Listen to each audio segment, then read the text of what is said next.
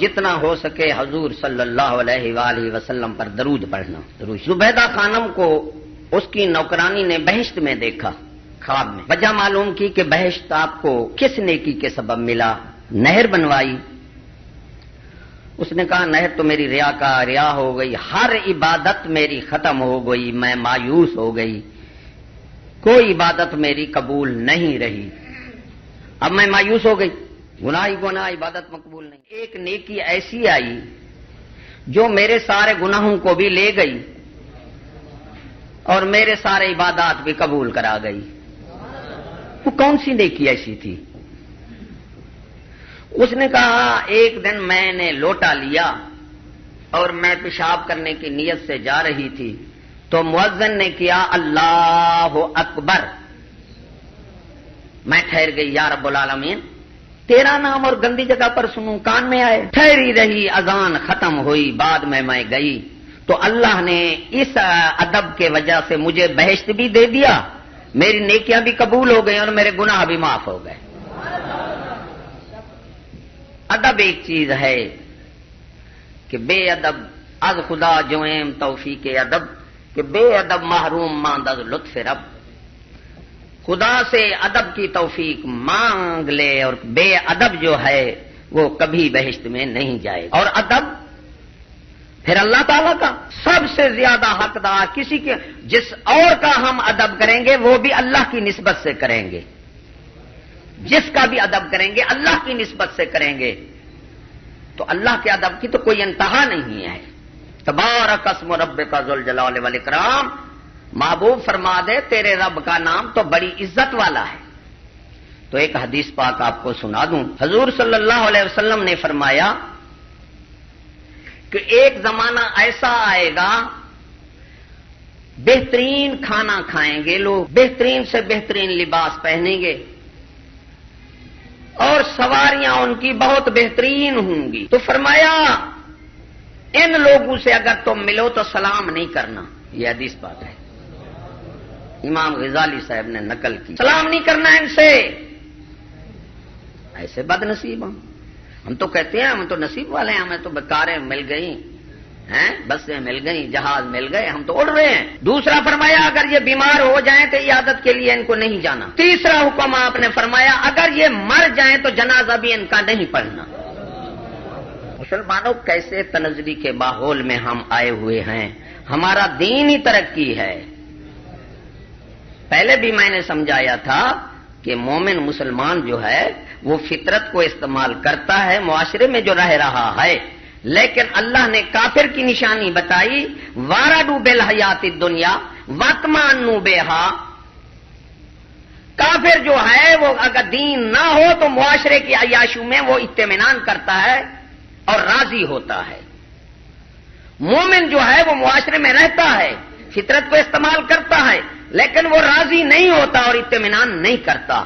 وہ تو کہتا ہے کہ ہمیں نیچے 100 میل پیدل چلنا آ جائے، ہماری جھوپڑیاں آ جائیں، جھوپڑیوں میں بیٹھنا ہمیں پسند ہے، ہمیں پیدل چلنا پسند ہے، ہمیں روکھی سوکھی کھانا پسند ہے، ہمارا اسلام آ جائے.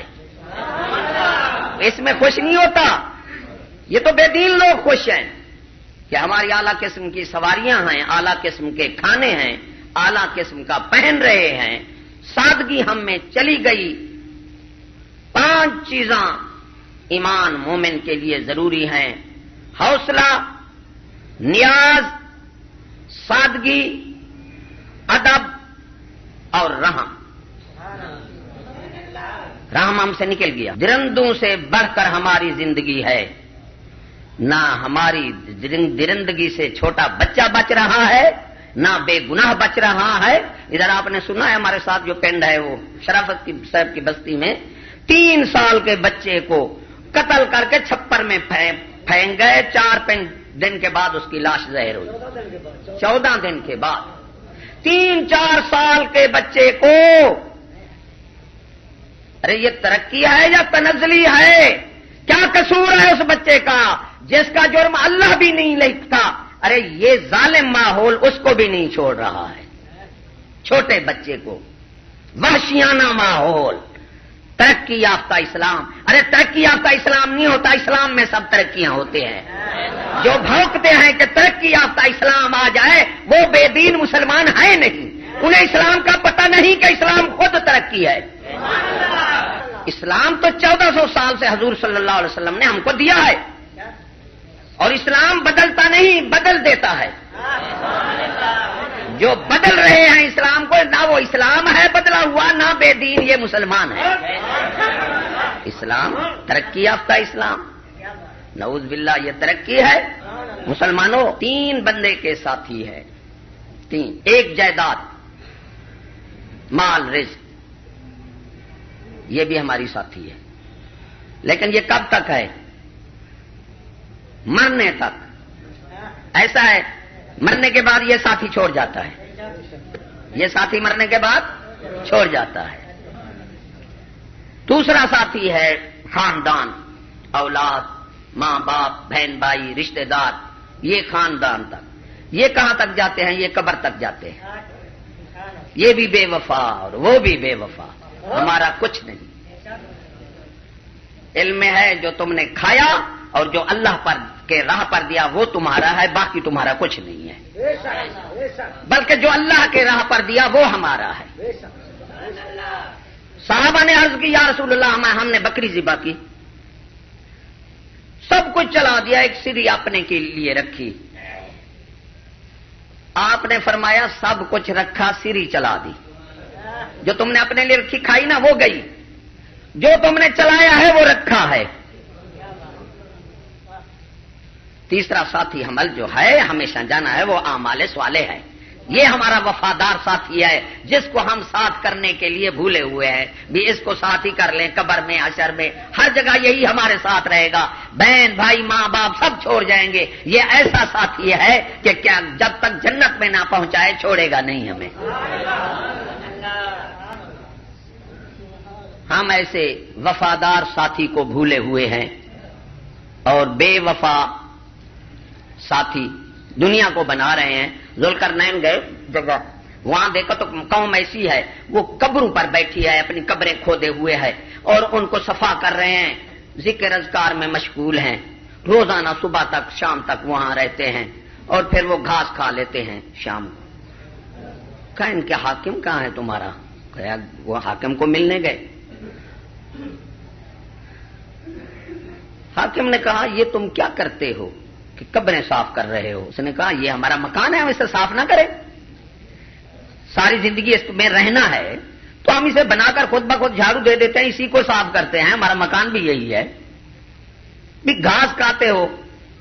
فرمایا زمین سے ہم آئے، وہ بھی زمین سے اگتا ہے، تو حلق کے نیچے جب جاتا ہے تو گھاس کھاؤ ایک جیسا، اگر حلوہ کھاؤ تو ایک جیسا ہو جاتا ہے، وہ فضلہ بن جاتا ہے، یہاں تک ہے اس کی لذت۔ نیچے تو وہ جیسے گھاس فضلہ بن جاتا ہے، اس لیے حلوہ بھی فضلہ بن جاتا ہے، تو انجام تو اس کا ایک ہی ہے۔ اس لیے ہم گھاس کھا کر اللہ کو یاد کرتے ہیں۔ اس نے کہا تم میرے وزیر بن جاؤ۔ اس نے کہا خدا کا خوف کر، میرا تیرے سے کیا تعلق؟ ہم تو دنیا کو چھوڑ کر بیٹھے ہیں انتظار میں، میں تیرے ساتھ نہ وزیر بنتا ہوں نہ جاتا ہوں۔ یہ حاکم تھا پھر ریا ہے تو ایسی تھی نا۔ تو ساتھی جو عمل ہے ہمارے ساتھ جانا ہے، وہ اس کو ہم بھولے ہوئے ہیں، اللہ پر ہمارا بھروسہ نہیں رہا۔